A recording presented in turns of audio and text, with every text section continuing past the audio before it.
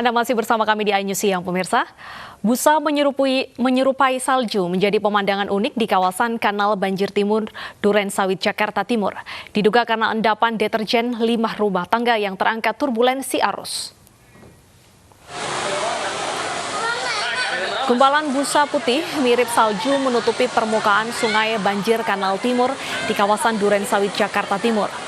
Menurut Kepala Dinas Lingkungan Hidup DKI Jakarta, Andono Warih, timbulnya busa terjadi karena pintu air saat dibuka aliran dipompa untuk pembilasan atau flushing, sehingga terjadi turbulensi yang membentuk busa. Penutupan pintu air dari kawasan hulu BKT itu dilakukan secara rutin dan berkala oleh pihak Balai Besar Wilayah Sungai Ciliwung Cisadane dalam rangka perawatan sungai. Diduga masyarakat di sekitar bantaran sungai masih banyak yang menggunakan deterjen keras untuk mencuci di rumah, bisnis cuci kendaraan, hingga mencuci pakaian.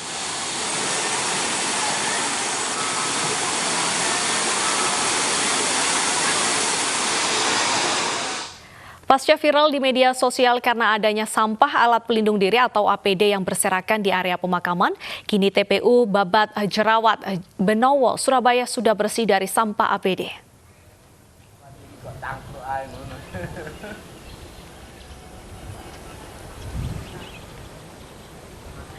Beginilah suasana TPU Babat Jerawat Benowo, Surabaya. Kondisi tempat pemakaman umum ini pada Senin pagi sudah bersih dari sampah alat pelindung diri atau APD. Setelah viral di media sosial, petugas kebersihan langsung membersihkan dan membakar sampah-sampah APD yang berserakan di area pemakaman. Menurut petugas TPU Babat Jerawat, kemungkinan sampah APD yang berserakan karena tercecer dari tempat sampah yang tumpah.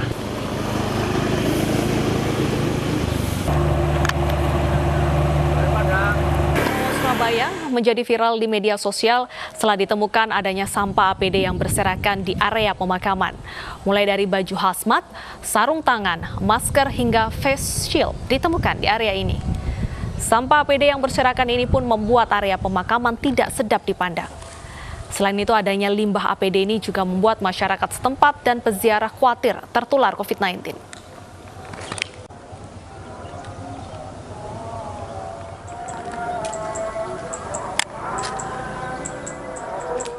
Dan untuk mengetahui informasi selengkapnya terkait APD yang berserakan di pemakaman, sudah ada Oki Arisandi di TPU Babat Jerawat Benowo, Surabaya, Jawa Timur.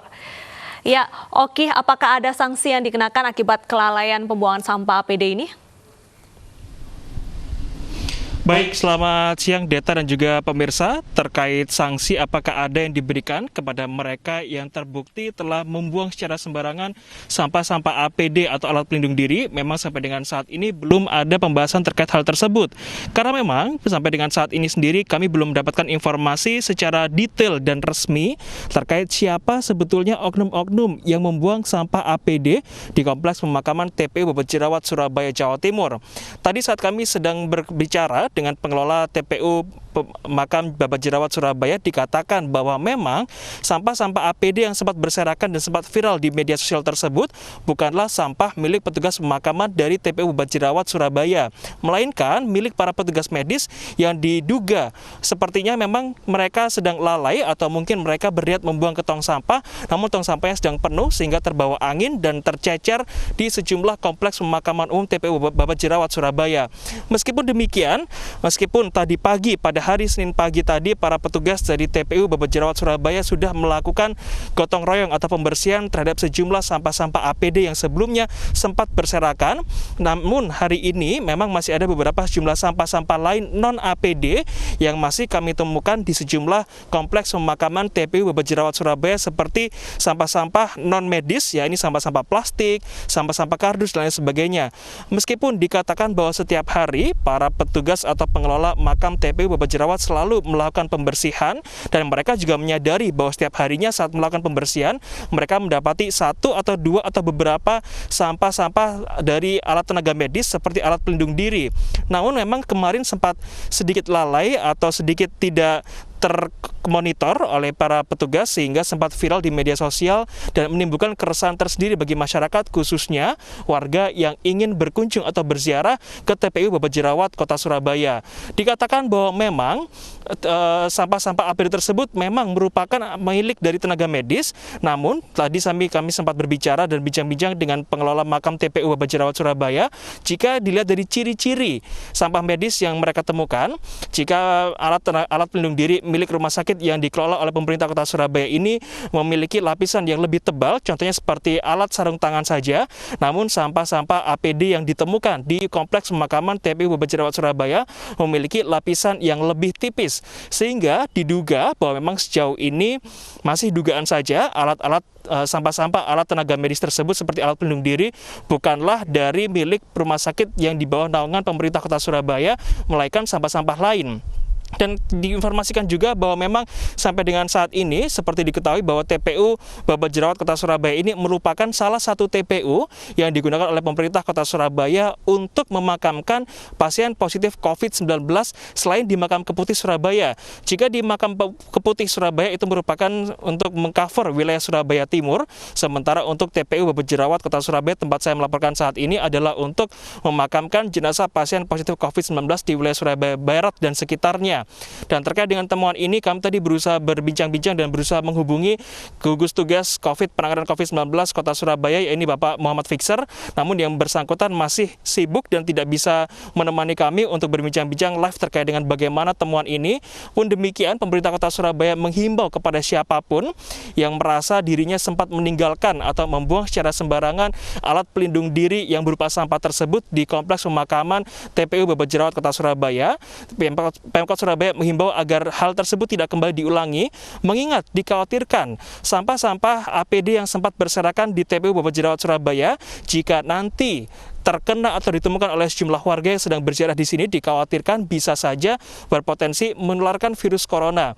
Sehingga memang dengan adanya temuan-temuan ini, warga sempat resah, sempat khawatir, selain memang mengganggu kenyamanan mereka yang sedang berziarah dan berusaha mengunjungi tempat pemakaman dari pihak keluarga, mereka juga khawatir jika mereka menemukan sampah-sampah APD tersebut, dikhawatirkan mereka ikut tertular virus corona. Sehingga himbauannya adalah sehingga masyarakat bisa lebih bertanggung jawab dan lebih bisa menjaga kebersihan dan menghindari dari adanya penyebaran virus corona, terutama di Kota Surabaya yang memang sampai dengan saat ini masih menjadi epicentrum penyebaran corona di wilayah Jawa Timur. Deta, saya kembalikan ke Anda di studio. Baik, terima kasih Oki atas informasinya. Selamat bertugas kembali. Dan pemirsa, kita ke informasi selanjutnya. Anda sebaiknya hati-hati dalam memilih jenis jamur untuk dikonsumsi. Karena baru-baru ini pemirsa, pemerintah mengumumkan ditemukannya bakteri berbahaya dalam jamur enoki.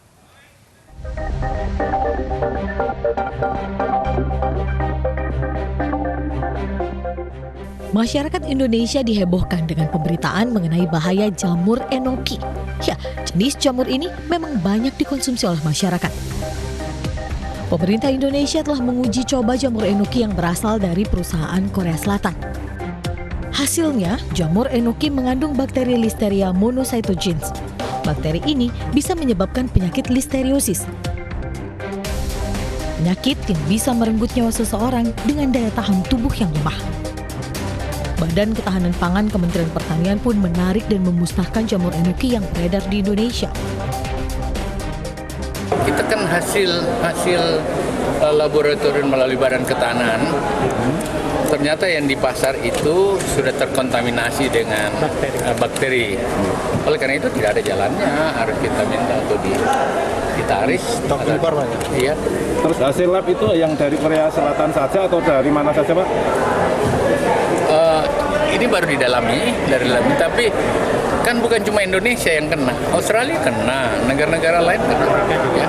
Dan ternyata kita di lapangan juga sudah ada. Oleh karena itu segera kita basmi. Tapi kan jamur yang seperti itu dimakan oleh orang-orang tertentu, jadi nggak perlu juga membuat tambah panik lagi. Sudah COVID ada lagi.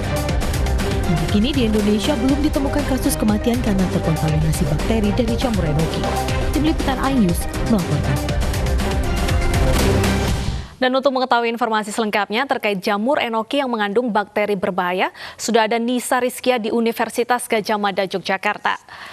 Selamat siang Nisa, bakteri jahat apa yang terkandung dalam enoki dan apa dampaknya ke dalam tubuh jika tetap dikonsumsi?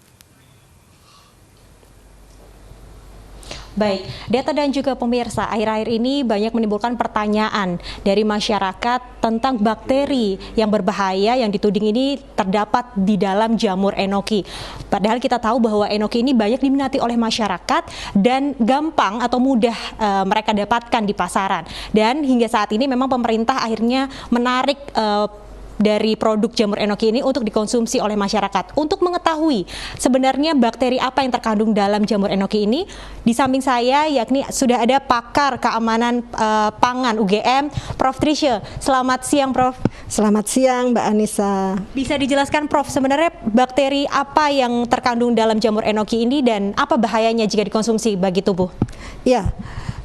Ini kan kita sekarang sedang membahas mengenai bakteri Listeria monocytogenes yang saat ini dikabarkan mencemari jamur enoki. Nah, bakteri ini memang karena sifatnya adalah sikrotropik atau senang dengan tumbuh dengan suhu dingin. Nah, ini nanti memang agak merepotkan kalau bahan yang tercemar dengan bakteri ini disimpan di lemari es. Bakteri yang senang atau dapat tumbuh di suhu dingin ini sebetulnya bukan bakteri yang banyak menjadi masalah di negara tropis.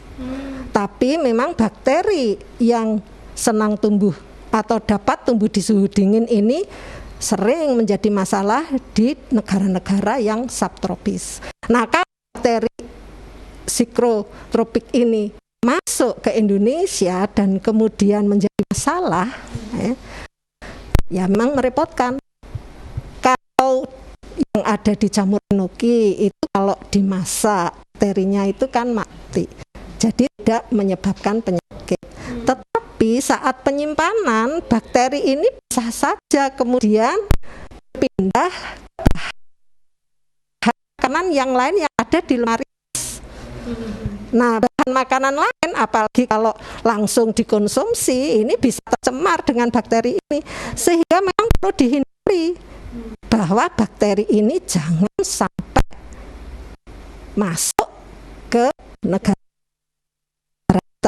ya, ke Indonesia ya, melalui tadi sudah betul pemerintah karena kemudian kan enoki ditarik ya, ini sudah betul supaya kasus yang memang jarang terjadi di Indonesia ini kemudian terus terjadi. Jadi ini bukan masalah bakteri ini mati ya kalau dimasak, tapi ini masalah kalau disimpan tidak dengan cara-cara yang benar, nah bakteri ini bisa mencemari bahan makanan lain di lemari es.